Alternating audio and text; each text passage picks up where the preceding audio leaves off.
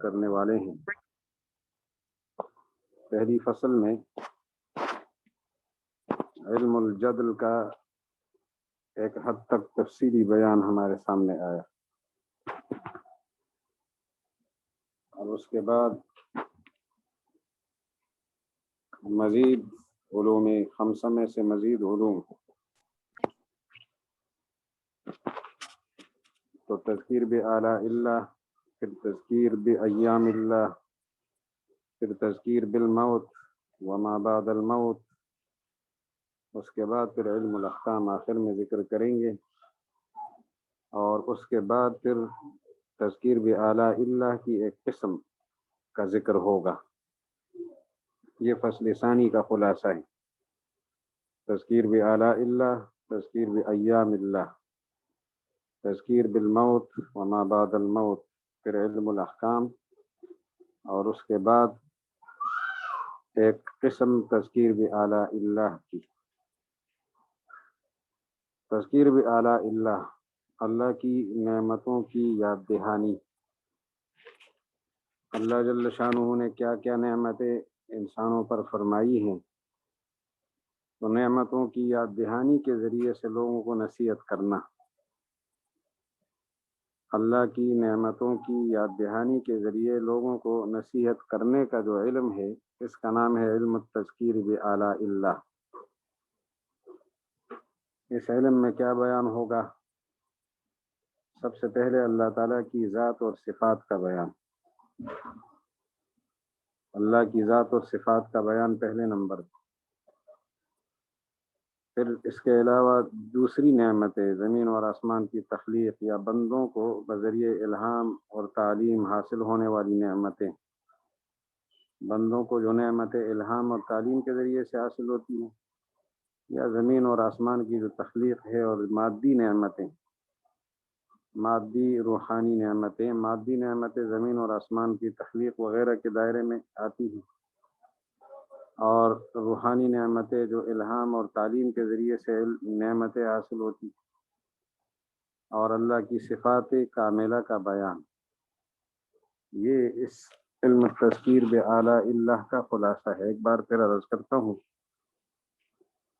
اللہ کی ذات اور صفات کا بیان، اور پھر وہ نعمتیں جو مادی ہیں ان کا بیان، روحانی ہے وہ نعمتیں جو روحانی ہیں ان کا بیان، اور وہ نعمتیں جو مادی ہیں ان کا بیان۔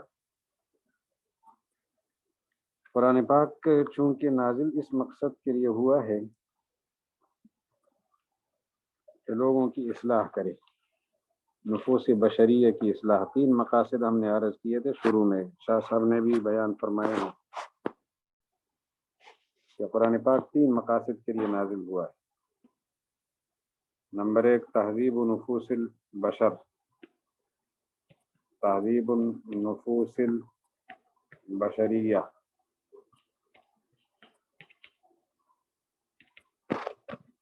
یہ ہے پہلا سبب۔ دمغ العقائد الباطلہ، یہ ہم لکھ کے آپ کی طرف بھیج رہے ہیں، دمغ العقائد الباطلہ۔ اور تیسرے نمبر پہ ہے نفی الاعمال الفاسدہ۔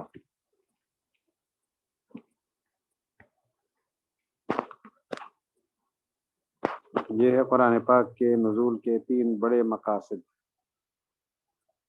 تو پہلا مقصد بنیادی ہے اصلاح النفوس البشریہ، تہذیب النفوس البشریہ، انسانوں کے نفسوں کی اصلاح، انسان کے نفوس کا تزکیہ۔ انسان کتنی قسم پر ہیں؟ تو زبان کے لحاظ سے دو قسم پر ہے، عربی اعجمی، اور بود و باش کے لحاظ سے بھی دو قسم پر ہیں، دیہاتی اور شہری۔ زبان کے حوالے سے عربی اعجمی، بود و باش کے حوالے سے دیہاتی اور شہری۔ ان سب کا تزکیہ قرآن پاک کے پیش نظر ہے۔ دیہاتی کو بھی نہیں چھوڑتا، شہری کو بھی نہیں چھوڑتا، نظر انداز نہیں کرتا، اعجمی کو بھی نظر انداز نہیں کرتا، اور عربی کو بھی۔ بنیادی طور پر جو زبان کے لحاظ سے دو قسمیں بنی، عربی عجمی، تو عرب بھی دو قسم پر ہے، دیہاتی اور شہری، اور عجمی بھی دو قسم پر ہے، دیہاتی اور شہری۔ اب اللہ جل شانہ نے تذکیر بآلاء اللہ میں لوگوں سے خطاب کیا ہے، لیکن خطاب کے اندر وہ نعمتیں ذکر فرمائی ہیں جو انسانوں کے دماغ میں آ سکتی ہوں، ان کے اذہان کے اندر سما سکتی ہوں۔ ایسی نعمتیں جو خاص لوگوں کو سمجھ آتی ہوں، عام لوگوں کو سمجھ نہیں آتی، ایسا نہیں تھی۔ تو تذکیر بآلاء اللہ میں وہ نعمتیں ذکر کی ہے جو عام لوگ سب اس کے دماغ میں آ سکتی ہے اور سب کے حواس کے دائرے میں آ سکتی ہے، سب کے حواس اس کا احاطہ کر سکتے ہیں۔ اس کے لیے پھر ضروری یہ ہوا کہ انسانوں کے پاس جو بنیادی اور فطری علم موجود ہے، بنیادی اور فطری علم جو ہر انسان کے پاس موجود ہے، اس علم کے دائرے میں جو نعمتیں آتی ہیں ان کا تذکرہ ہو۔ بعض نعمتیں سمجھنے کے لیے فلسفہ الہیہ میں مہارت حاصل کرنی ہوتی ہے، بعض نعمتوں کو سمجھنے کے لیے علم کلام میں محنت کرنی پڑتی ہے۔ تو اللہ تعالیٰ نے ایسا نہیں کیا، کیونکہ فلسفہ الہیہ ہر ایک کو حاصل نہیں، اور علم کلام کی محنت ہر ایک کے دائرے میں نہیں ہے۔ تو اللہ تعالیٰ نے جو نعمتیں بیان کی ہیں وہ نعمتیں ہیں جو سب کے دائرے فہم میں آتی ہیں۔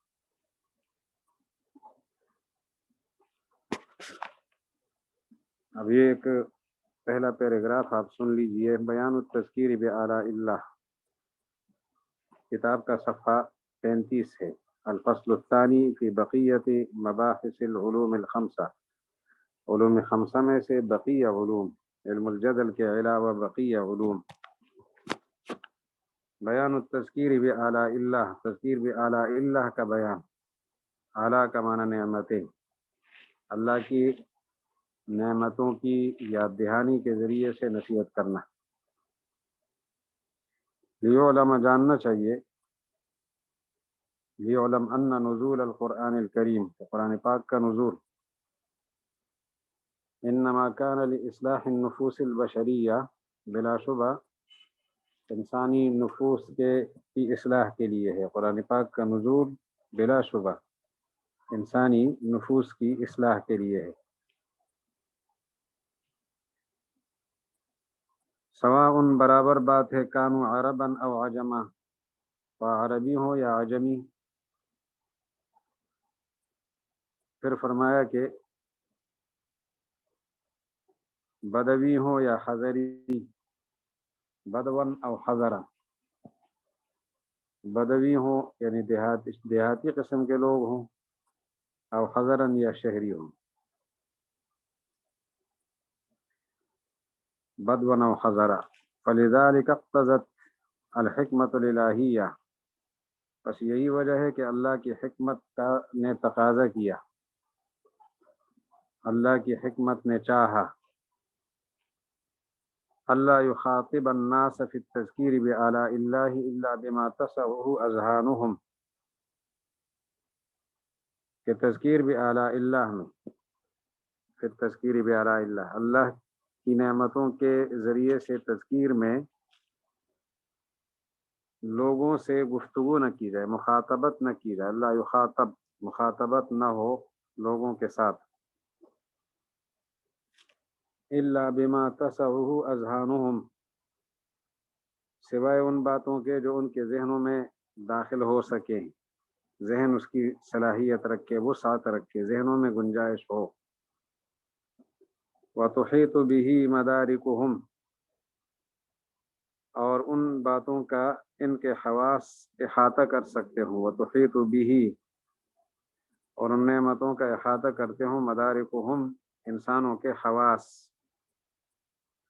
ولا يبالغ في البحث والتحقیق مبالغۃ زائدۃ، اور بحث و تحقیق میں زیادہ مبالغہ نہ کیا جائے، کیونکہ زیادہ مبالغہ کے نتیجے میں ہر ایک کے فہم سے بات اوپر چلی جائے گی۔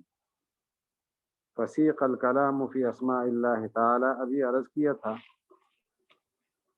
کہ تذکیر بآلاء اللہ میں اللہ کی ذات اور صفات کا بیان یہ پہلی ضرورت ہے، اور دوسری نعمتیں خواہ وہ روحانی ہو یا مادی ہو یہ دوسرے مرحلے پر یہ آئیں گی۔ تو فسیق الکلام فی اسماء اللہ تعالی و صفاتہ، پس کلام چلایا گیا ہے، فسیق الکلام، کلام چلایا گیا ہے اور کلام کیا گیا ہے۔ اصل میں بات کی جائے اس کو سیقہ کے لفظ سے یاد کیا جاتا ہے، سیقہ چلایا گیا کلام، یعنی کلام ہوا فی اسماء اللہ و صفاتہ، اللہ کے اسماء اور صفات میں بوجہ، ایسے طریقے کے ساتھ یمکن فہمہ، کہ اس کا فہم ممکن ہو۔ اللہ کے اسماء اور صفات میں کلام اس طریقے کے ساتھ کیا گیا ہے کہ وہ بات سمجھ آئے۔ والاحاطۃ بہ بادراک وفطانۃ خلق اکثر افراد الانسان علیہما، علی وجہ یمکن فہم، اس کا سمجھنا ممکن ہو، والاحاطۃ، اور احاطہ ممکن ہو، بہ، اس کا، یعنی اس وجہ کا، بوجہ، کلام اس طریقے کے ساتھ کیا جائے کہ وہ طریقہ سمجھ میں بھی آئے اور اس کا احاطہ بھی ہو سکے، بادراک، اس علم کے ساتھ، وفطانۃ، اور فہم کے ساتھ، اس علم اور فہم کے ذریعے سے اور اس کے ساتھ، خلق اکثر افراد الانسان علیہما، کہ جس علم اور فہم پر اکثر انسانوں کی پیدائش ہوئی ہے، فی اصل خلقتہم، اپنی بنیادی پیدائش میں۔ انسان بنیادی پیدائش کے وقت جو علم و فہم لے کر آیا ہے، اس علم و فہم کے ذریعے سے جو سمجھ سکے، من دون حاجت الی ممارست الفلسفہ، بغیر اس ضرورت کے، من دون حاجت، بغیر اس ضرورت کے،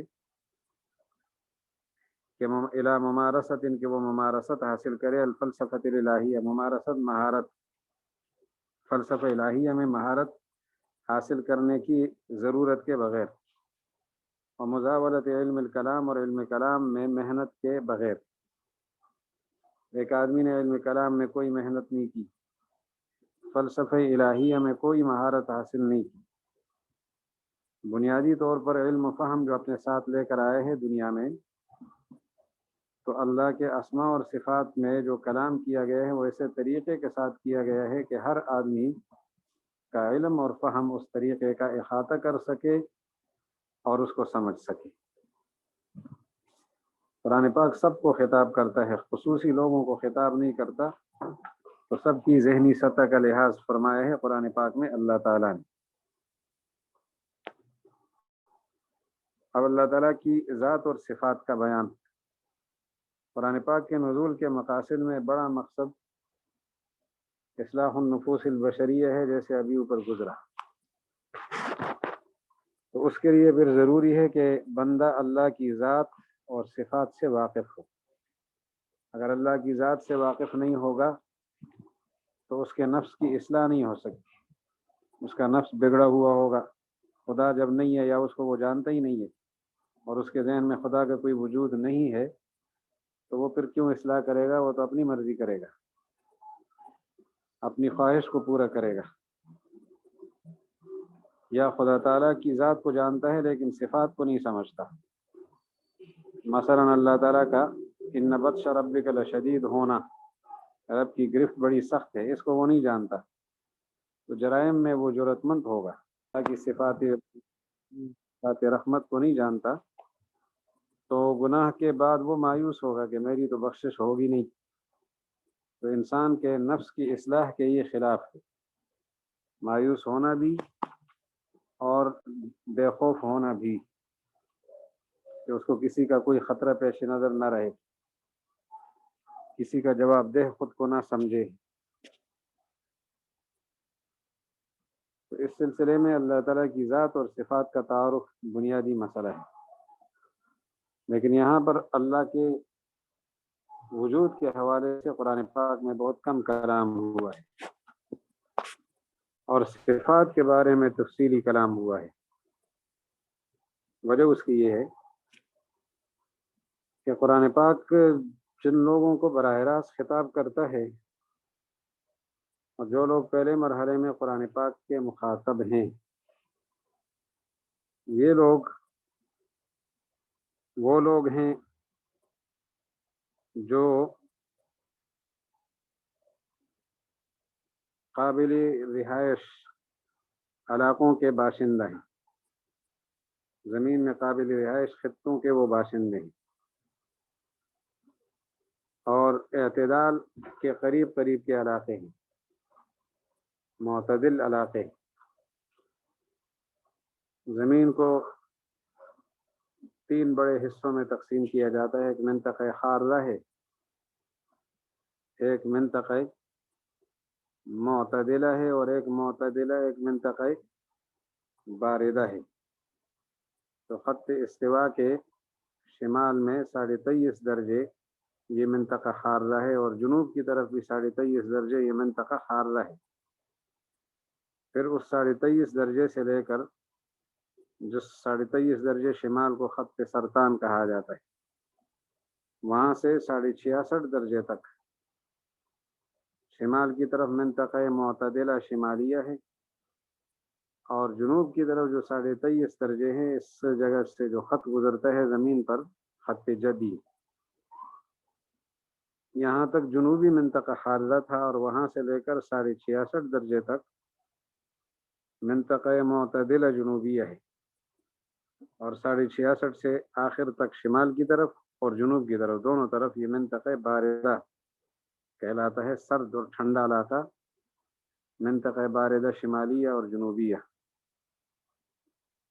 تو خط استوا اور آس پاس کے علاقے یہ قابل رہائش علاقے ہیں، اور اس کے قریب قریب یہ منطقہ معتدلہ کے علاقے۔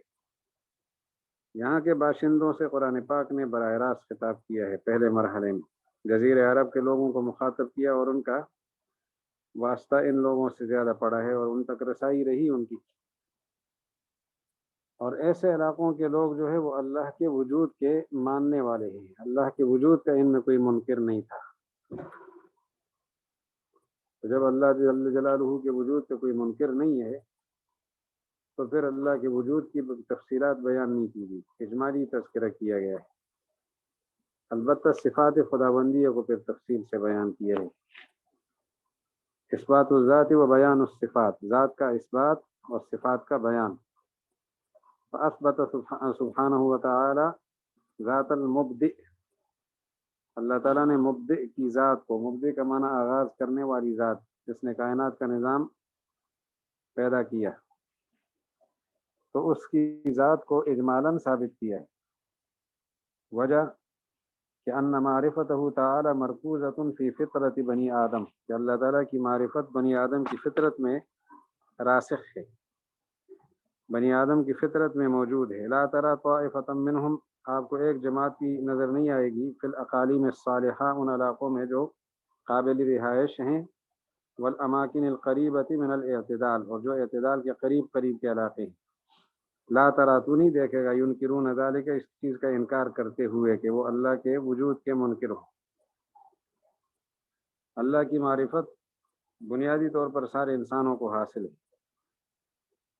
ولما كان اثبات الصفات الالہیۃ بطریق الامعان وتحقیق الحقائق مستحیلا بالنسبة الى افراد الانسان، صفات کی تفصیلات کی ضرورت تھی، لیکن انسانی افراد کی بنسبت اللہ کی صفات کا اثبات پوری تحقیق کے ساتھ اور پوری گہری نظر کے ساتھ یہ ایک ناممکن کام ہے کہ ہر انسان کو اللہ کی صفت کی پوری حقیقت سمجھ آ جائے اور گہرائی کے ساتھ وہ اللہ کی صفت کو سمجھ سکے، یہ ایک ناممکن کام ہے۔ تو راستے دو ہیں، ایک یہ کہ اللہ کی صفات کی پوری تحقیق سمجھائی جائے اور ہر انسان اللہ کی صفات کی حقیقت تک رسائی حاصل کر لے، یہ ہر انسان کے بس میں نہیں ہے۔ اور دوسری صورت یہ ہے کہ پھر اللہ تعالیٰ کی صفات کو بتایا ہی نہ جائے، کیونکہ صفت کی حقیقت تک ہر بندہ نہیں پہنچ سکتا، تو یہ پہلو بھی نقصان کا سبب ہے۔ اس لیے کہ اللہ تعالیٰ نے جو نفوس بشریہ کی اصلاح کے لیے کتاب اللہ کو نازل فرمایا ہے وہ مقصد حاصل نہیں ہوگا۔ اللہ کی صفات کو سمجھے بغیر، تو اب ہمارے لیے دو انتہائیں ہیں۔ ایک انتہا یہ ہے کہ صفات کو بتایا ہی نہ جائے، دوسری انتہا یہ ہے کہ پوری تحقیق کے ساتھ اللہ کی صفات سمجھائی جائے۔ تو پوری تحقیق کے ساتھ سمجھانا انسان کے بس میں نہیں ہے، ہر آدمی سمجھے گا نہیں دنیا میں، اور اللہ کی صفات کو بیان نہ کرنا یہ انسانوں کے لیے نقصان کا سبب ہے۔ تو پھر اللہ تعالیٰ کی حکمت کا یہ تقاضا ہوا کہ انسانوں کی جو صفات ہیں، قابل تعریف صفات انسانوں میں جو پائی جاتی ہیں اور لوگوں میں مشہور ہیں، قابل تعریف صفات انسانوں کی، قابل تعریف صفات جو انسانوں میں مشہور ہیں اور ان صفات کی وجہ سے لوگ ایک دوسرے کی تعریف کرتے ہیں، ان صفات کو لیا اور ان کے لیے جو الفاظ استعمال ہوئے تھے وہ الفاظ اللہ تعالیٰ کی صفات کے لیے استعمال کیے گئے۔ مہربان ہونا، اور اسی طرح علم والا ہونا، قدرت والا ہونا، بخشش کرنے والا ہونا، یہ الفاظ جو استعمال ہوئے ہیں جو بندوں میں قابل تعریف صفات ہیں، ان صفات کے لیے یہ الفاظ وضع ہیں، اور وہ الفاظ اللہ کی صفات کے لیے استعمال ہوئے ہیں۔ تو صفات خداوندی کی وضاحت جب ضروری تھی تو انسانوں کی قابل تعریف صفات، صفات حمیدہ، صفات کمالیہ جو بندوں کی کمالی صفات ہیں، اور ان صفات کو لوگ جانتے بھی ہیں، ایک دوسرے کی تعریف بھی ان صفات کی وجہ سے کرتے ہیں، ان صفات کا انتخاب کیا اور ان صفات کے الفاظ کو اللہ جل شانہ کے لیے استعمال کیا۔ لیکن ایک بات پیدا ہو رہی تھی پریشانی والی، وہ یہ کہ لوگ کہیں اللہ کی صفات کو بندوں کی صفات پر قیاس نہ کر لیں، تو ایک نئی بیماری پیدا ہو جائے گی کہ بندہ بھی مہربان ہوتا ہے اور اللہ بھی مہربان ہے، تو کیا اللہ کی مہربانی بندوں کی مہربانی ایک جیسی ہے؟ ایسا تو نہیں ہے۔ تو جب ایسا نہیں ہے تو اس بیماری کے علاج کے لیے اللہ تعالیٰ نے وضاحت بھی فرمائی، لیس کمثلہ شیء، کہ اللہ تعالیٰ کی طرح کوئی چیز نہیں ہے۔ تو یہ جو صفات اللہ تعالیٰ کی بیان ہو رہی ہے، بندوں میں کوئی شخص ایسی صفت نہیں رکھتا جو اللہ کی صفت کی طرح ہو، اور اللہ کی صفات بندوں کی صفات کی طرح نہیں ہے۔ اس بیماری کا علاج بھی کر لیا اور صفات خداوندی بھی ایک حد تک سمجھ آ گئی کہ اللہ بہت زیادہ مہربان ہے، لیکن بندوں کی مہربانی اس کے سامنے کوئی حیثیت نہیں رکھتی۔ اللہ تعالیٰ بہت زیادہ علم والے ہیں، لیکن بندوں کے علم اور اللہ کے علم میں کوئی جوڑ نہیں ہے۔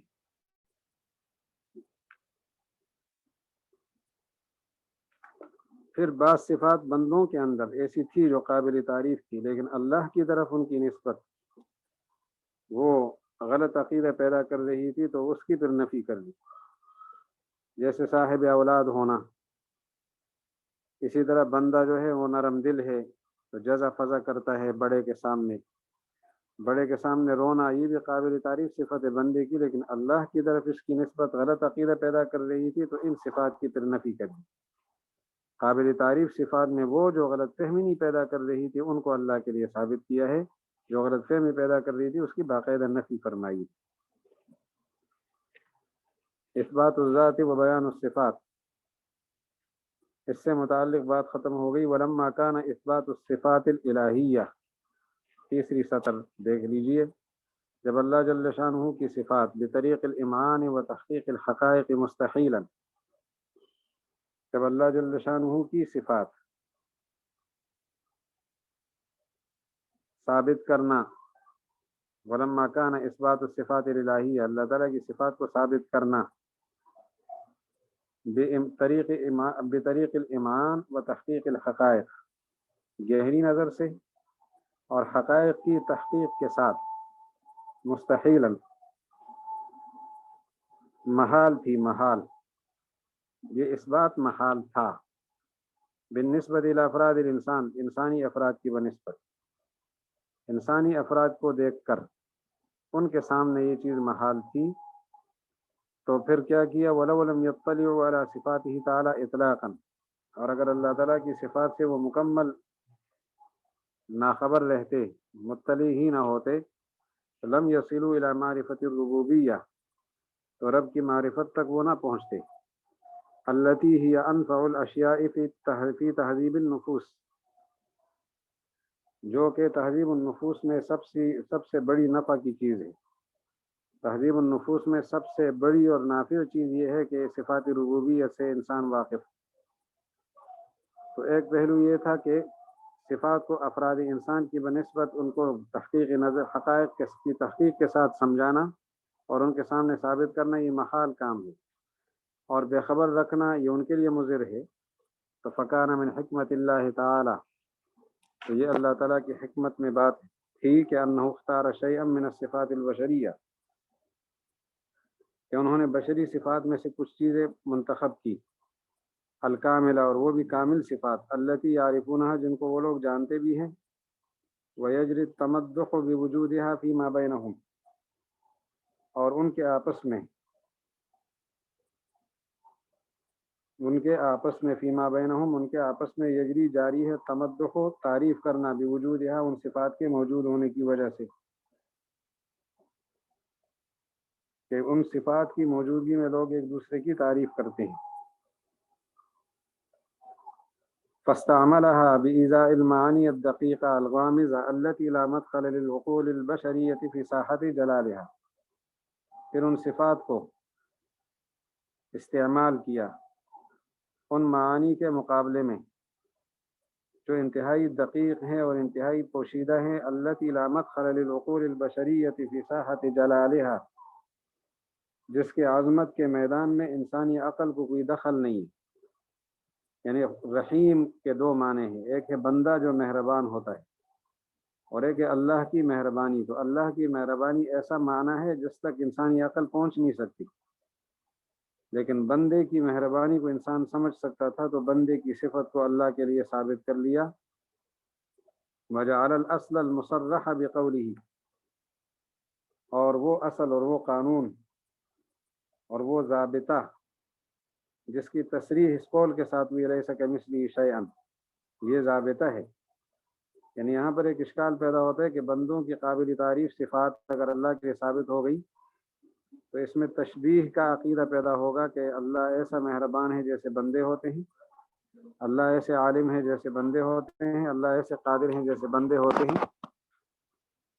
تو اس تشبیہ کا راستہ کیسے روکا جائے گا؟ تو ایک قاعدہ کلیہ موجود ہے، ضابطہ موجود ہے، وہ ہے لیس کمثلہ شیء، کہ اللہ کی طرح کوئی نہیں ہے، یہ ضابطہ موجود ہے۔ تو اس بیماری کے لیے یہ ضابطہ علاج ہے کہ جو قابل تعریف صفات اللہ کے لیے ثابت ہو رہی ہیں وہ دراصل بندوں کی قابل تعریف صفات کا انتخاب ہے، لیکن اس سے جو بیماری پیدا ہو سکتی تھی جہل مرکب کی، ناسمجھی کی، اور اللہ تعالیٰ کی طرف غلط چیز کی نسبت کی، اس کا علاج لیس کمثلہ شیء والے ضابطے سے کر لیا کہ اللہ کی طرح کوئی نہیں۔ وجعل الاصل، اور کر دیا اس ضابطے کو، المصرح بقولہ، جس کی تصریح اس قول کے ساتھ ہوئی ہے، اللہ تعالیٰ کے اس ارشاد کے ساتھ، لیس کمثلہ شیء، کہ اللہ کی طرح کوئی نہیں۔ اس قاعدے کو اور اس ضابطے کو بنا دیا تریاقا للداء العضال، علاج بنا اس لا علاج بیماری کا، من الجہل المرکب، جو جہل مرکب ہے، جہل مرکب سے پیدا ہونے والی لا علاج بیماری کا اس کو علاج بنا دی۔ ومنع من اثبات الصفات البشریہ، اور صفات بشریہ میں سے ان صفات کا اثبات روک دیا، التی تثیر الاوہام الى العقائد الباطلہ، جو اوہام کو آمادہ کریں، وہم کو، انسانی اوہام کو، انسانی خیالات کو وہ آمادہ کریں، کس کی طرف ابھاریں، الی العقائد الباطلہ، باطل عقائد کی طرف ابھاریں، ان کی طرف موڑیں۔ فرمایا کہ جیسے کہ اثبات الولد ہے، اللہ کے لیے ولد کا ثبوت، یا اسی طرح رونا دھونا، جزا فضا، تو ان صفات کو اللہ کے لیے ثابت کرنے سے روکا کہ یہ صفات بالکل نہیں ہے، اللہ تعالیٰ ان سے بیزار اور ان سے بری ہے۔ اگلی بات یہ سمجھنے کی ہے کہ اللہ تعالیٰ کی صفات کے حوالے سے دو باتیں بنیادی ہیں۔ وہ صفات بیان کی جائے جن کو ہر قسم کے لوگ سمجھ سکتے ہوں، اپنی فطری صلاحیت کی وجہ سے سمجھ سکتے ہوں، اپنی فطری صلاحیت کی وجہ سے سب لوگ سمجھ سکتے ہوں ایسی صفات بیان کی جائے۔ اللہ کی تمام صفات بیان کرنا ضروری نہیں ہے، جن کو ہر قسم کے لوگ اور ہر آدمی اپنی فطری صلاحیت کی بنیاد پر سمجھ سکتا ہو، وہ صفات بیان کی جائے قرآن پاک میں۔ دوسری بات جو ضروری ہے کہ ان صفات کی میں بھی انتخاب ہو۔ پہلے تو تمام صفات میں انتخاب ہو کہ اللہ کی تمام صفات بیان کرنا انسان کے فہم سے بالا تر ہے، سب لوگ نہیں سمجھ سکتے، تو وہ صفات بیان کی جائیں جن کو ہر قسم کے لوگ سمجھ سکتے ہوں اور ہر آدمی اپنی صلاحیت کی بنیاد پر سمجھ سکتا ہو۔ پھر ان صفات میں بھی انتخاب ہو کہ جو صفات اللہ کی طرف منسوب کی جائے اور عیب کی نسبت اللہ کی طرف لازم نہ آئے، تو وہ صفات پھر ثابت کی جائیں گی جن میں عیب کا پہلو ہو، وہ صفات خدا کے حوالے سے عیب کا پہلو ہو، یعنی خدا کی طرف عیب کی نسبت لازم آتی ہو، ان صفات کو پھر اللہ کے لیے بھی ثابت نہ کی جائے اور ان کا بیان بالکل نہ کیا جائے۔ تو انتخاب در انتخاب تمام صفات میں قابل فہم صفات اور قابل فہم صفات میں وہ جو غلط فہمی پیدا نہ کریں، ان صفات کا بیان ہونا چاہیے۔ اب یہ دونوں باتیں طے کرنا انسان کے بس میں نہیں ہے، تو لہٰذا پھر بندے خود سے اللہ کی صفات کا انتخاب نہیں کریں گے، اللہ اور اس کے رسول اور اجماع امت کے حوالے کریں گے۔ اللہ تعالیٰ کون سی صفات رکھتا ہے خود اللہ بتائے گا، یا اس کا پیغمبر بتائے گا، یا اجماع امت بتائے گا، کوئی اور ذریعہ نہیں ہے، قیاس اس کے لیے کوئی ذریعہ نہیں ہے۔ اس لیے کہ انسانوں کی عقل میں یہ بات ممکن نہیں ہے کہ آ سکے کہ اللہ کے لیے کن صفات کو ہم ثابت کر دیں جو سب کو سمجھ آئیں اور پھر ان کی نسبت خدا کی طرف عیب کا سبب بھی نہ ہو۔ تو جب یہ دونوں کام نہیں ہو سکتے بندوں سے، تو پھر یہ اللہ کی صفات توقیفی ہوں گی۔ توقیفی کا مطلب قرآن، سنت اور اجماع پر موقوف ہوں گی۔ صفاتہ تعالی توقیفیہ، اللہ تعالیٰ کی صفات توقیفی ہیں۔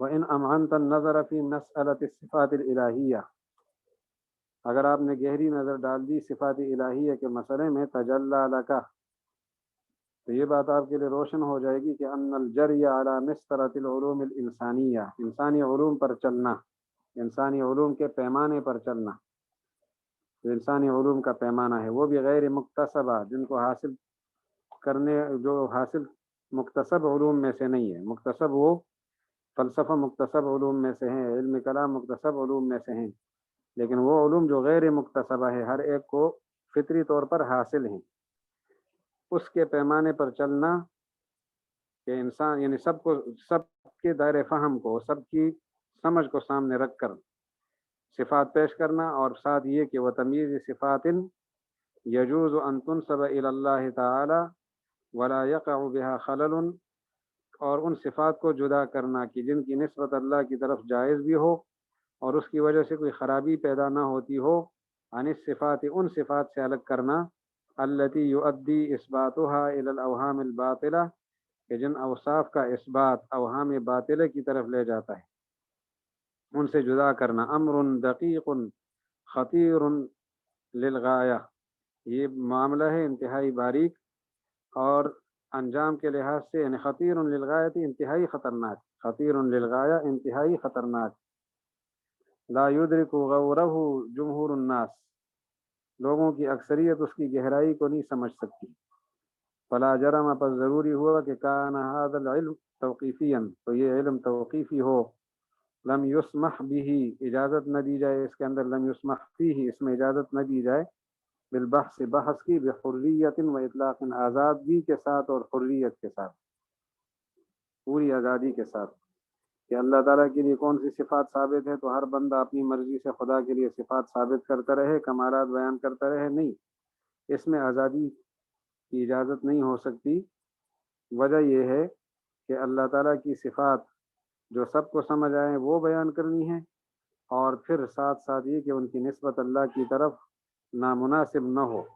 تو یہ دونوں چیزیں تب جمع ہوں گی کہ جب صفات خداوندی پر پابندی لگے کہ ہر آدمی اپنی مرضی سے خدا کے لیے صفت کا انتخاب نہیں کرے گا۔ یہ کام اللہ کا، اس کے رسول کا اور اجماع کا ہے، اور اسی کو توقیفی کہا جاتا ہے۔ اس کے بعد پھر اگلا مرحلہ شروع ہوا، بیان آلائہ تعالی و آیات قدرتی، اللہ کی دیگر نعمتیں اور اس کی قدرت کی نشانیوں کا بیان۔ تو اللہ تعالیٰ کی آیات جو قدرت کی نشانیاں ہیں وہ، اور اللہ کی دیگر نعمتیں۔ تو نعمتوں میں ایک روحانی نعمت ہے اور ایک مادی نعمت ہے۔ تو جب انسان مخاطب ہے قرآن پاک کا، اور وہ انسان جو دیہاتی اور شہری ہو، عربی اور عجمی سب ہوں، تو پھر روحانی نعمتوں میں ان نعمتوں کا ذکر نہیں کہ جو علماء کے ساتھ خاص ہیں یا اولیاء کے ساتھ خاص ہیں۔ علماء اور اولیاء کے ساتھ خاص نعمتوں کا بیان نہیں کیا قرآن پاک میں، وہ تو ہر آدمی کو حاصل نہیں ہے۔ یہ تمہیں علمی نقطے سمجھ آ جاتے ہیں، اللہ تعالیٰ کا احسان ہے، تو علمی نقطے تو علماء کے لیے احسان ہے اور انعام ہے، عام آدمی اس کو نعمت سمجھتا ہی نہیں ہے، سمجھ بھی اس کو نہیں آتی۔ اسی طرح اولیاء کرام کو جو نعمتیں حاصل ہیں اللہ تعالیٰ کی معرفت کے حوالے سے، جو اس کے ذہنی سطح کی بلندی ہے، تو ان نعمتوں کی وجہ سے جو ایک مقام ولی کو حاصل ہے، تو وہ نعمتیں ہر ایک نہیں سمجھ سکتا۔ چنانچہ پھر نعمتیں وہ بیان کی ہیں جو سب کو شامل ہوں اور سب ان کو سمجھ سکتے ہوں۔ فرماتے ہیں واختار سبحانہ و تعالی من آلائہ، اپنی نعمتوں میں سے، وآیات قدرتی اور قدرت کی نشانیوں میں سے، ما وہ چیزیں منتخب کی، واختار منتخب کی اللہ تعالی، ما وہ چیزیں یستوی فی فہمہ، جس کے فہم میں برابر ہیں، الحضری والبدوی، شہری اور دیہاتی، والعربی والعجمی، اور عربی اور عجمی۔ وَلِأَجْلِ ذَلِكَ لَمْ يَذْكُرِ النِّعَمَ الرُّوحَانِيَّةَ الْمَخْصُوصَةَ بِالْعُلَمَاءِ وَالْأَوْلِيَاءِ، اسی وجہ سے قرآن پاک میں وہ نعمتیں ذکر نہیں کی جو روحانی ہیں اور خاص ہیں علماء اور اولیاء کے ساتھ۔ وَلَمْ يُخْبِرْ بِالنِّعَمِ الْارْتِفَاقِيَّةِ، یہ مادی نعمتیں، ارتفاقی نعمتیں یعنی زندگی بسر کرنے کے لیے جو ضروری سامان ہے، زندگی بسر کرنے کے لیے ضروری ساز و سامان، تو اللہ تعالیٰ نے ان نعمتوں کی خبر نہیں دی، ارتفاقی نعمتوں میں سے ان نعمتوں کی، المخصوصہ بالملوک، جو بادشاہوں کے ساتھ خاص ہیں۔ بادشاہوں کے ساتھ مخصوص نعمتیں قرآن پاک میں بیان نہیں کی، کیونکہ وہ تو بادشاہوں کو حاصل ہیں، سب کو حاصل نہیں ہے۔ وَإِنَّمَا ذَكَرَ سُبْحَانَهُ وَتَعَالَى مَا يَنبَغِي ذِكْرُهُ، اللہ تعالیٰ نے وہ چیزیں بیان کی جن کا ذکر کرنا مناسب تھا، جیسے خلق السماوات والارض، آسمان و زمین کی تخلیق، وانزال المطر، بارشوں کا نزول، من السحاب، بادلوں سے، وتفجیر الینابع، اور چشموں کا جاری کرنا، فی الارض، زمین کے اندر، اور اسی طرح انواع الثمار والحبوب کا اخراج، مختلف قسم کے پھل، مختلف قسم کے اناج کا اخراج، والازہار، اور مختلف قسم کے پھولوں کا اخراج، بالماء، پانی کے ذریعے سے، والہام الصنائع والحرف الضروریہ، صنائع اور حرف، مختلف کاریگریاں، مختلف پیشے، ان کا الہام جو ضروری ہے، ان کا الہام اور سمجھ میں ڈالنا۔ اسی طرح وخلق القدرت لممارستها ومزاولتها، اور انسانوں میں قدرت پیدا کرنا ان پیشوں کے اندر مہارت حاصل کرنے کے لیے اور ان کی محنت کے لیے، ان کے اندر محنت کرنے کے لیے۔ وقد نبہ فی مواضع کثیرۃ علی اختلاف احوال الناس عند ہجوم المصائب، ہاں، اور اسی طرح اللہ تعالیٰ نے جن مصیبتوں سے محفوظ رکھا ہے، تو مصیبتیں بھی قسم قسم کی ہیں، بعض مصیبتیں وہ ہیں جن سے بادشاہ لوگ محفوظ ہیں، اور بعض وہ ہیں جن سے سب محفوظ ہیں۔ تو یہاں بھی اونچے درجے کے لوگوں والی مصیبتوں سے محفوظ ہونے کا ذکر نہیں کیا، جن سے سب محفوظ ہیں ان کو ذکر کیا، کثیرۃ الوقوع۔ کہتے ہیں کہ قد نبہ، تنبیہ فرمائی، فی مواضع کثیرۃ، بہت ساری جگہوں میں، علی اختلاف احوال الناس، لوگوں کے احوال کے اختلاف پر، عند ہجوم المصائب، جب مصیبتیں ان کے اوپر ہجوم کر لیں، جمع ہو کر آئیں، وانکشافها، اور وہ مصیبتیں ختم ہو جائے، ببیان الامراض النفسانیہ، ان نفسانی امراض کی وجہ سے کو بیان کر کے، الکثیرۃ الوقوع، جو کثیرۃ الوقوع ہے، کہ کن کن امراض کی وجہ سے یہ مصیبتیں آتی ہیں، تو وہ بیماریاں بھی اس سطح کے لوگوں کی ذکر نہیں کی جو سب میں شریک بیماریاں ہیں، ان کا ذکر کیا ہے۔ بیان التذکیر بایام اللہ، ایام اللہ کس کو کہتے ہیں؟ یہ جو پچھلا سبق ہے اس کا حاصل ایک دفعہ دیکھ لیجیے، سمجھ لیجیے۔ اللہ کی نعمتوں کی یاد دہانی کے ذریعے لوگوں کو نصیحت کرنے کا جو علم ہے، یہ علم التذکیر بآلاء اللہ کہلاتا ہے۔ یہ وہ علم ہے جس میں اللہ تعالیٰ کی ذات اور صفات کا بیان ہے، یہ وہ علم ہے جس میں زمین اور آسمان کی تخلیق کا بیان ہے، یہ وہ علم ہے جس میں الہام اور تعلیم کے ذریعے سے حاصل ہونے والی نعمتوں کا بیان ہے۔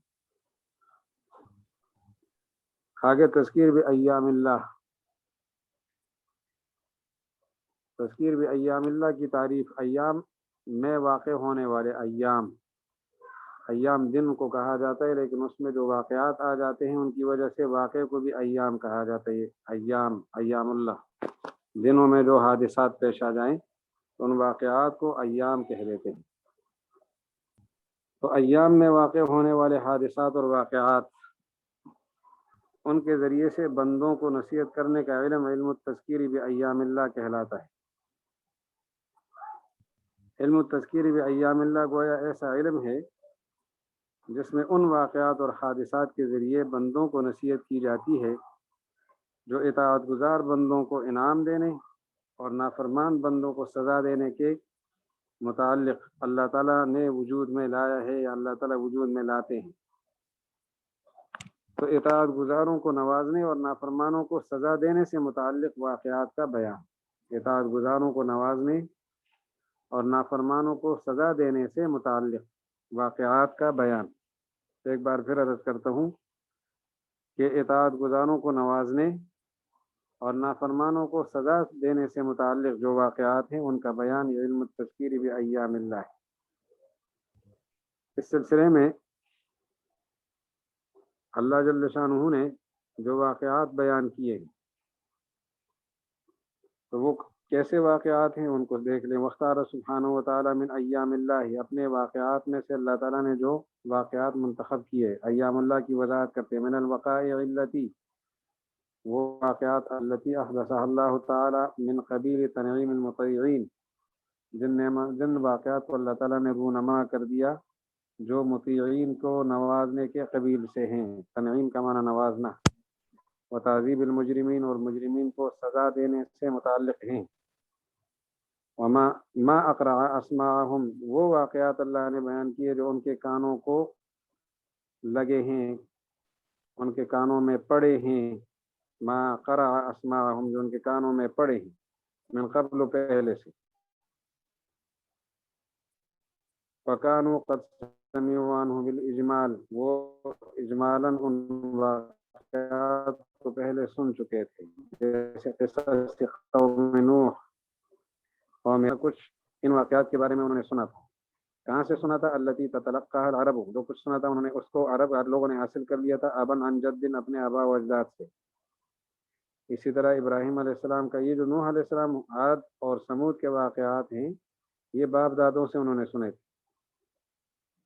اسی طرح ابراہیم علیہ السلام اور دیگر انبیاء کے واقعات جو بنی اسرائیل میں سے تھے ان کے واقعات، تو یہ وہ واقعات ہیں عرفتھا اسماءہم، کہ عرب لوگوں کے کان ان سے مانوس تھے۔ کیوں مانوس تھے؟ طول اختلاط العرب مع الیہود، کہ عرب لوگ زیادہ تر یہودیوں کے ساتھ رہے۔ ولم یذکر القصص الغریبہ، عرب لوگ یہودیوں کے ساتھ اختلاط رکھتے تھے، ایک دوسرے کے ساتھ ملتے جلتے تھے، اور ان کی کتابوں میں ان انبیاء کے تذکرے موجود تھے، ابراہیم علیہ السلام، بنی اسرائیل کے انبیاء، تو ان کا تذکرہ وہاں ہوتا تھا۔ ولم یذکر القصص الغریبہ غیر المألوفہ للعرب ولا اخبار مجازات الفارس والہنود، اللہ تعالیٰ نے ایسا نہیں کیا کہ ناشنا قسم کا قصہ سنایا ہو جو عرب کے لیے بالکل مانوس ہی نہ ہو۔ غیر المعلوفہ، غیر المعلوفہ کا معنی مانوس ہی نہ ہو، للعرب، عرب لوگوں کے لیے، اور نہ ہی فارس اور ہندو، فارسیوں اور ہندوؤں کے جزا سزا کے واقعات سنائے ہیں کہ وہ ایک دوسرے کو کیا جزا دیتے تھے اور کیا سزا دیتے تھے، یہ واقعات بھی نہیں سنائے۔ وجہ اس کی کیا ہے؟ اس پر آگے تفصیل آ رہی ہے۔ تو اللہ تعالیٰ نے بالکل نادر قسم کے واقعات جو کبھی عربوں نے نہیں سنے، اور مثلا ہندوؤں کے واقعات، فارسیوں کے واقعات، ایسے واقعات نہیں سنائے۔ وجہ یہ ہے کہ جو بالکل ناشنا واقعہ ہو اس کو سنانے سے نقصان یہ ہوتا ہے کہ لوگ صرف واقعہ کو پیش نظر رکھتے ہیں، اس کے اندر عبرت کی چیزوں پہ نظر نہیں رکھتے، ناشنا واقعہ کو واقعہ کے طور پہ ہی سنتے ہیں۔ پھر یہ جو واقعات بیان ہوئے ہیں یہ بھی پوری تفصیل کے ساتھ نہیں ہے۔ اولاً تو ناشنا واقعات نہیں ہے، جو بالکل نامانوس واقعات، اور مانوس واقعات میں بھی پورے واقعات نہیں ہے قرآن پاک میں، خاص جگہوں کا انتخاب۔ اس کی کیا وجہ ہے؟ تو سمجھنا یہ چاہیے کہ قرآن پاک کے اندر جو واقعات ہے اس کی غرض پہلے سمجھ لیں، پھر بات سمجھ آ جائے گی کہ قرآن پاک کے واقعات کے اندر جو مرکزی چیز ہے وہ نصیحت کرنا ہے، اور نصیحت تب حاصل ہوگی کہ واقعہ ناشنا نہ ہو، کچھ نہ کچھ پہلے سنا ہو، تاکہ لوگ پھر واقعہ کو واقعہ کے طور پہ نہ سنیں، کیونکہ واقعہ تو ان کو ویسے بھی معلوم ہوتا ہے، اور دوبارہ واقعہ ساتھ ذکر ہوتا ہے تو اس میں جو مرکزی چیز ہوتی ہے نصیحت کا پہلو، اس پر وہ توجہ رکھتے ہیں۔ اور دوسری بات یہ ہے کہ واقعہ تفصیل سے نہ ہو، اگر پوری تفصیل سے ہو واقعہ بیان ہوگا پھر واقعہ برائے واقعہ سنا جائے گا، کیونکہ لوگوں کو تو اجمالاً معلوم تھا، آج تفصیلات شروع ہو گئی، اور واقعہ بالکل نایاب و نادر ہو تو بھی لوگ پھر صرف واقعہ سنیں گے، اس کے اندر سے نصیحت حاصل نہیں کریں گے۔ تو اس لیے واقعات پھر ناشنا نہیں سنائے گئے، اور جو سنائے گئے وہ پوری تفصیل کے ساتھ نہیں سنائے گئے، بلکہ ان میں عبرت کی چیزیں سامنے رکھی گئی۔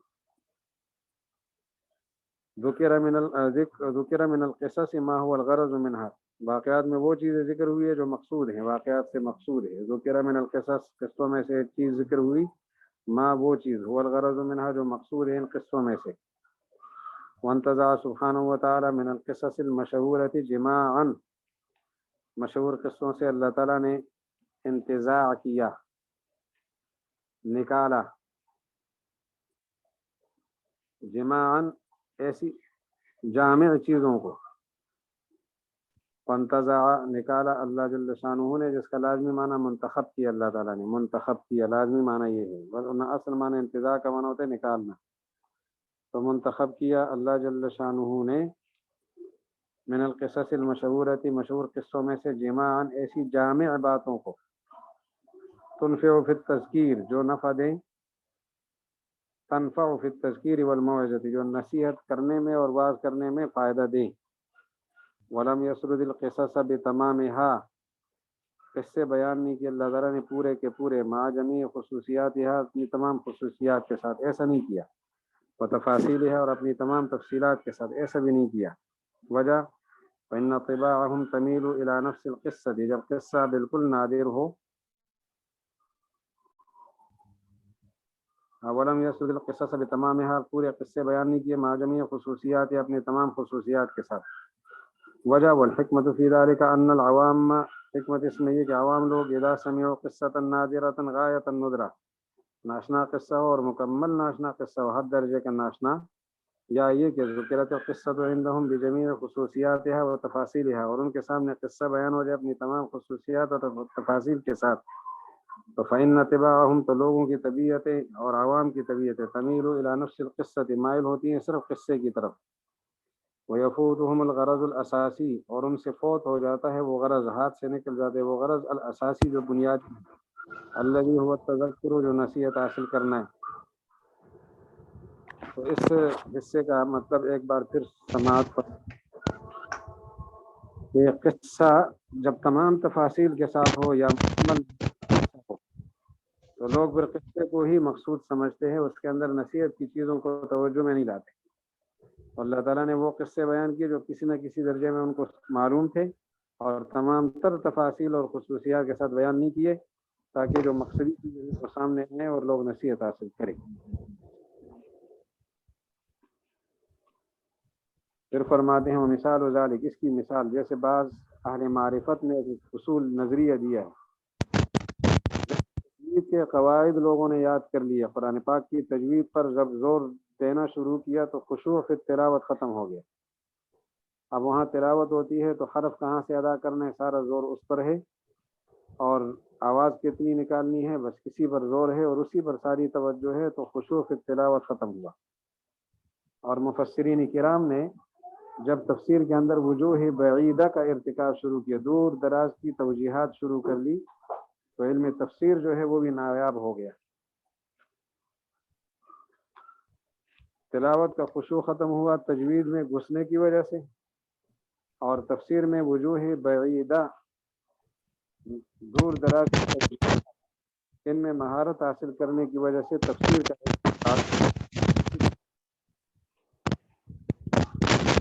اور اس کی مثال وہ بعض العارفین جیسے کہ بعض اہل معرفت نے کہا، ان الناس لما حفظوا، کہ لوگ پورے جب یاد کیے قواعد تجوید کے قواعد، پھر وہ کے اندر خوشی وہ مشغول ہو گئے۔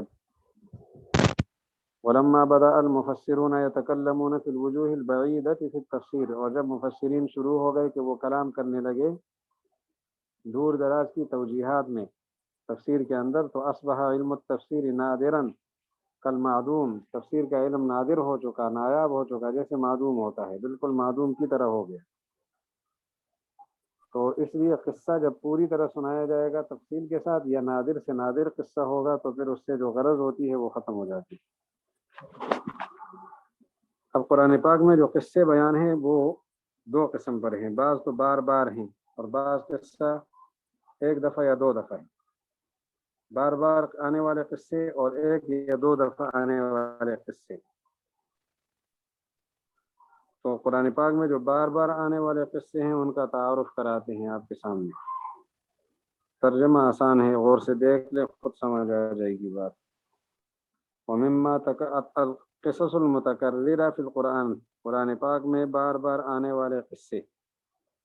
ومما تکرر من القصص فی القرآن العظیم، اور وہ جو مکرر آئے ہیں قرآن پاک کے قصے، قصۃ خلق آدم من الطین وسجود الملائکۃ له واستکبار الشیطان عنہ وکونہ ملعونا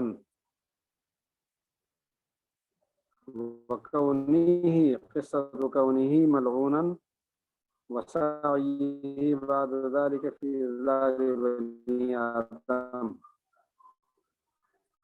قصہ ہے آدم علیہ السلام کا مٹی سے پیدا کرنے کا، فرشتوں کے سجدہ کرنا 2، شیطان کا تکبر، شیطان کا ملعون ہونا 4، اور ان کی گمراہی کی کوشش کرنا 5 بیٹے جہاں جمع ہو اور ایسا قصہ ہو جائے۔ آدم علیہ السلام کے گارے سے فرشتوں نے سجدہ کیا، شیطان نے تکبر کیا، شیطان ملعون ہوا اور لوگوں کے گمراہ کرنے میں اس نے کوشش شروع کی۔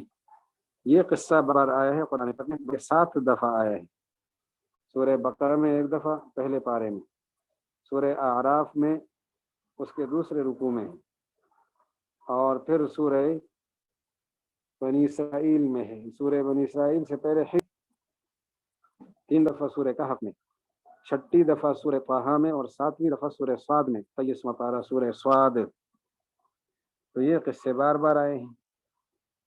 اسی طرح نوح اور ہود اور صالح اور ابراہیم اور لوط اور شعیب علیہ السلام کے جو قصے ہیں ان کا اپنی قوم سے مکالمہ کرنا، محاجہ، دلائل کے ساتھ ان کو قائل کرنے کی کوشش کرنا، یہ واقعات بھی بار بار آئے ہیں۔ نوح علیہ السلام کا واقعہ قوم کو کیسے قائل کر رہے ہیں کئی مرتبہ آیا ہے۔ ہود علیہ السلام کا واقعہ، صالح علیہ السلام، ابراہیم علیہ السلام، لوط علیہ السلام اور شعیب علیہ السلام، مع شعوبہم، اپنی قوموں کے ساتھ، اپنے خاندانوں کے ساتھ، شعوب خاندان، واقوامہم، اور قوموں کے ساتھ جو انہوں نے مکالمے کیے ہیں، فی توحید اللہ تعالی، اللہ کی توحید میں، امر بالمعروف و نہی عن المنکر میں، پھر آگے قوموں کا تکبر ہے ایمان سے، واستکبار الاقوام عن الایمان، ایمان سے قوموں کی روگردانی تکبر کی بنیاد پر۔ اسی طرح ان کو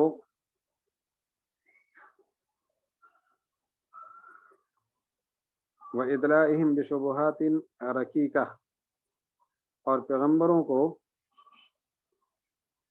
اپنے معمولی شبہات کا معنی اعتراضات، اور رقیقہ کا معنی کمزور قسم کے، بے بنیاد قسم کے شبہات، ان کے ذریعے سے پیغمبروں کو جواب دینا آگے سے،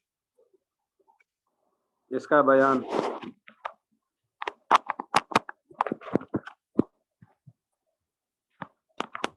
پھر فرماتے ہیں یہ واقعات بھی بار بار آئے ہیں. وردود الانبیاء علیہا، اور پیغمبروں کا ان کی تردید کرنا. وابتلاء الاقوام بالعقوبہ الالہیہ، اور قوموں کا مبتلا ہونا اللہ کی سزا میں. وظہور نصرت اللہ تعالی فی حق الانبیاء و اتباعہم، اور اللہ کی مدد کا ظاہر ہونا انبیاء اور ان کے پیروکاروں کے حق میں. یہ جو واقعات ہیں یہ بھی بار بار آئے ہیں. اسی طرح موسیٰ علیہ السلام کے قصے، فرعون کے ساتھ جو واقعات پیش آئے، اور فرعون اور اس کے ملا، یعنی اس کے کابینہ کے بڑے بڑے سردار. اسی طرح بنی اسرائیل کے بیوقوف لوگوں کے ساتھ جو واقعات پیش آئے اور ان کا تکبر، اور پھر اللہ کا ان کو سزا دینا اور اللہ کی مدد کا ظاہر ہونا، موسیٰ علیہ السلام کو نجات دینا، یہ واقعات بھی بار بار آئے ہیں، کئی دفعہ آئے ہیں.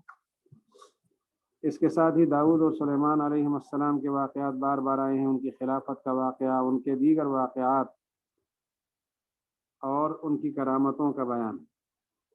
اس کے ساتھ ہی حضرت ایوب اور یونس علیہ السلام کے واقعات اور اللہ کی رحمتوں کا نزول، ان دونوں کو محنت کا معنی امتحان میں ڈالنے کے واقعات.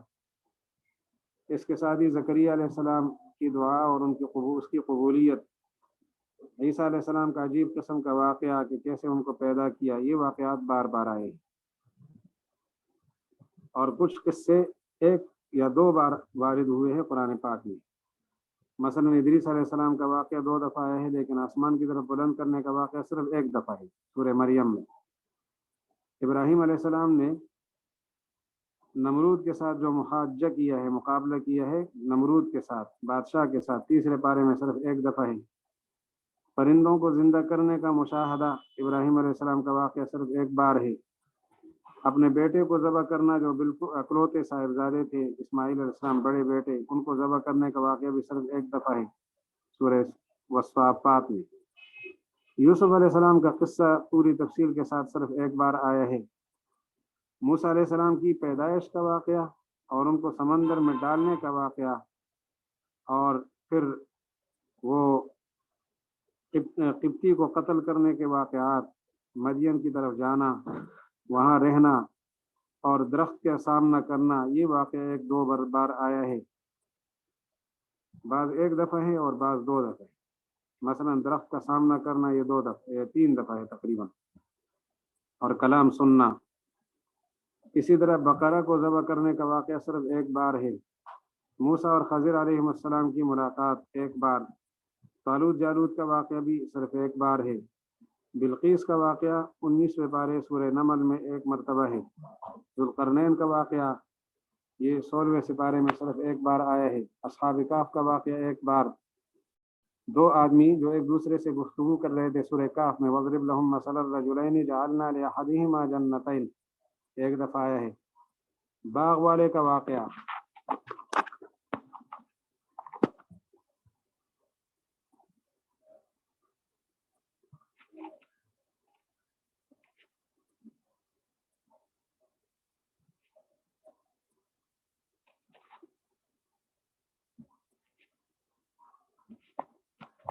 یہ سوالات آئے ہیں. امانتر نظر، گہری نظر ڈالیں آپ، نظر کو گہرا کر دیں. آواز کے متعلق کوئی مسئلہ تو نہیں ہے؟ یہ کچھ شکایتیں آ رہی ہیں.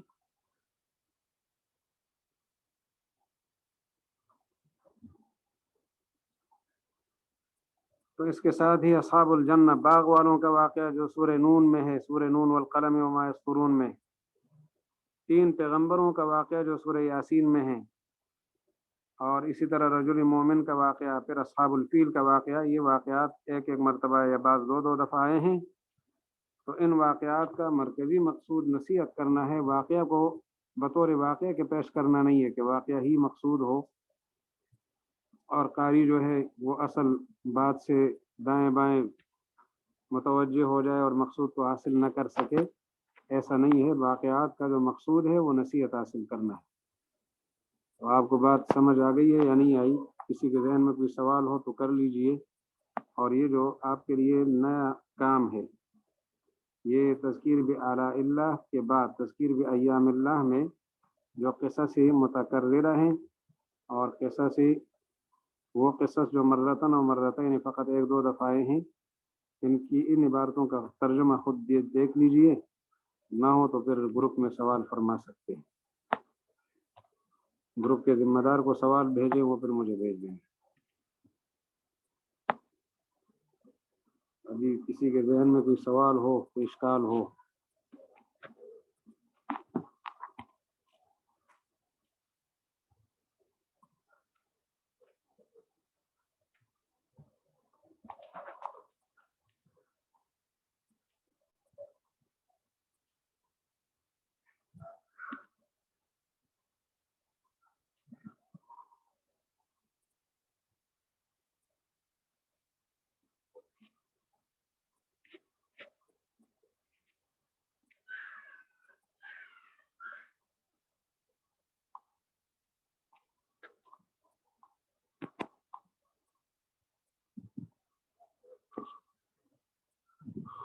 سبق کا جو خلاصہ ہوتا ہے وہ تو لکھنا ہے، جیسے آپ حضرات نے پہلے لکھے ہیں، بہت اچھے خلاصے سامنے آئے ہیں اور بہت اچھے عنوانات کے ساتھ ماشاءاللہ کام فرمایا ہے، تو حاصل اور خلاصہ تو لکھنا ہوگا۔ البتہ یہ جو ترجمہ ہے یہ لکھنا ضروری نہیں ہے، ترجمے میں کوئی چیز سمجھ نہ آئے تو وہ پوچھنا ضروری ہے۔